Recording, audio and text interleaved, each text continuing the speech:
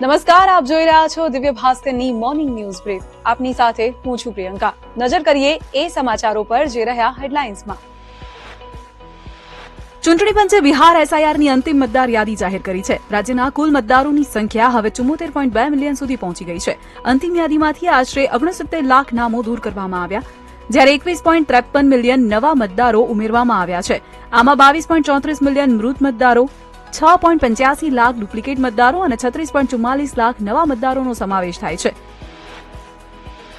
ભૂતપૂર્વ ગૃહમંત્રી પી ચિદમ્બરમે ખુલાસો કર્યો છે કે મુંબઈ આતંકવાદી હુમલા પછી તેમનો બદલો લેવાનો વિચાર હતો, પરંતુ તત્કાલીન મનમોહનસિંહ સરકારે લશ્કરી કાર્યવાહીનો વિરોધ કર્યો. ચિદમ્બરમે કહ્યું, અમારા પર આખી દુનિયાનું દબાણ હતું. અમેરિકાએ અમને યુદ્ધ ન કરવા માટે સમજાવ્યા હતા.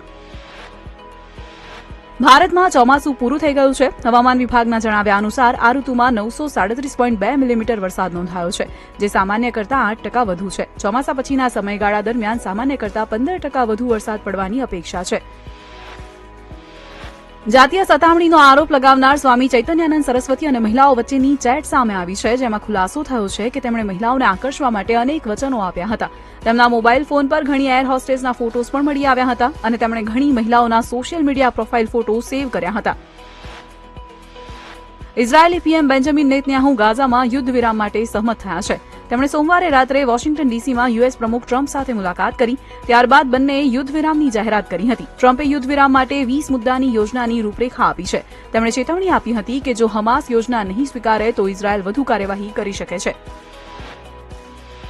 વાત ગુજરાતના મહત્વના સમાચારોની. જીએસટી વિભાગની ટીમે અમદાવાદ અને સુરતમાં આદિત્ય ગઢવી, જીગરદાન. આખો વિડીયો જોવા માટે ડાઉનલોડ કરો દિવ્ય ભાસ્કર એપ.